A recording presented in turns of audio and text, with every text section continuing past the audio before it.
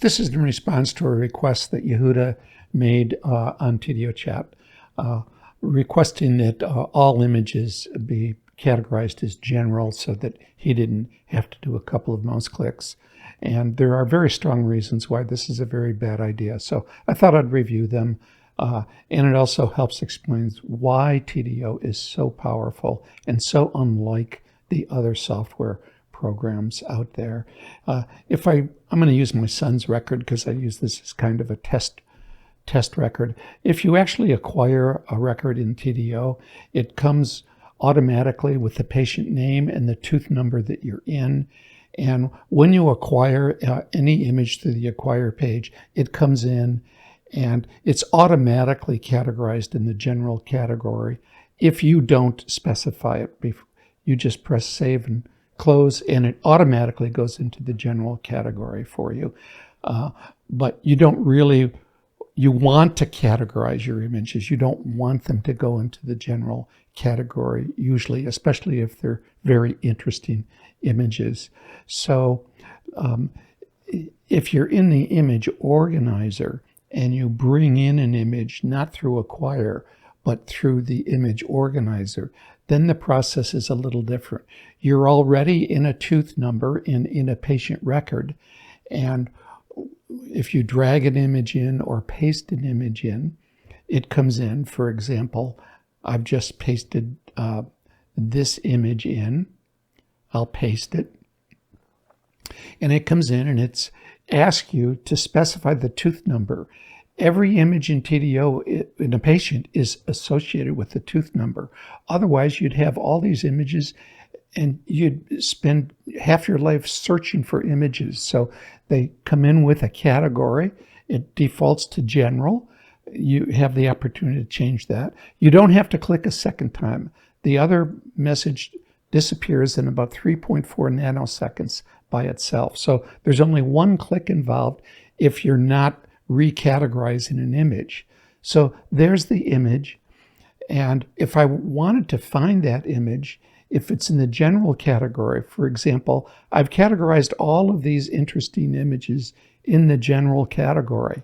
And if at any time I want to find them, I have to search through the general category. I have to search through hundreds of thousands of images. I'll never find it. So instead, if you learn to categorize your images, for example, if I've categorized images in the walking bleach, I just go to walking bleach in the image organizer. I can bring up all my cases where I took pictures and categorized it as a walking bleach. So if I need to give a lecture on walking bleaches, I have those images at my fingertips. I'll give a series of examples here. For example, what if I want to give a lecture on my XNAV cases or just look at my XNAV cases? Because I've categorized them as XNAV, all I do is click once and I have them. Let's say I want to give a lecture on vertical root fractures.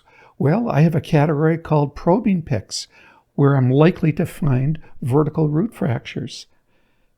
I can go ahead and go into my recall. I can look at all of my recalls because they've been categorized as recalls. Let's say I want to give a lecture on endodontic surgery. It's very, very easy to do this. You not only can search by category, but by the category within a certain tooth number. So it gives you a tremendous power to really put your material together, and you have it at your fingertips. Here's a surgery. Now I have all of my pictures that I've categorized as apical surgery. I have them at my fingertips. So if you can imagine putting lectures together for either patients or study clubs, or if you're lecturing naturally, this is a gift to have this. Here I have all of the paint pictures that I've done. This is every paint picture that I've drawn for a patient. So I can show off my incredible artwork to other people. Now if I want to, what if I have a case and I can't remember the name or the case, but I remember the patient? Well, because I have patient picture categorized as patient picture, I can find the case because I'll recognize the person. I've blurred them here so to protect their identity. If I remember that I've done a Panorex, but I just can't remember the Panorex, I can go into that. Here I've gone in. I have a category for endodontic retrophils.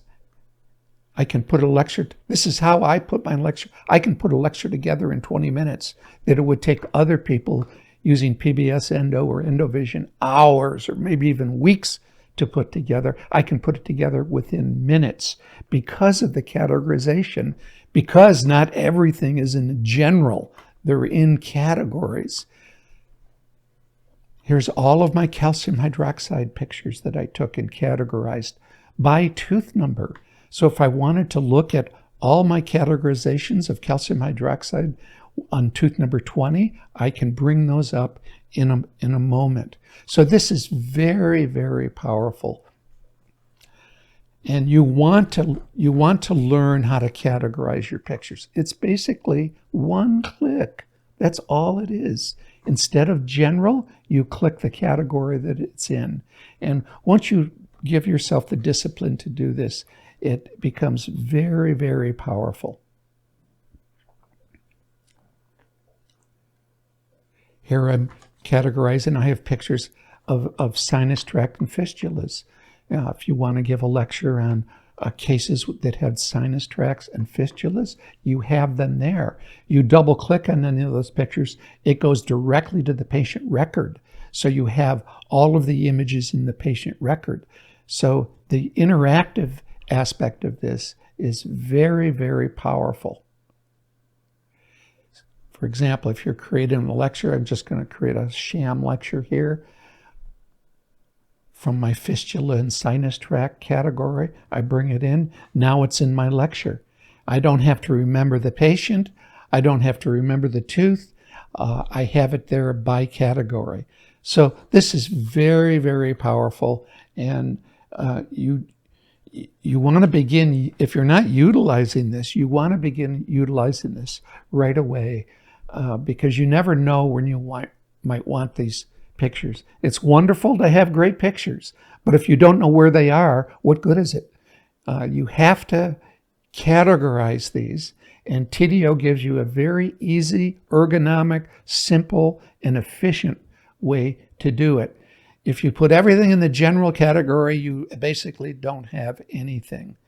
And TDO was designed from the very beginning with that vision in mind that separates it from all the other dental software programs.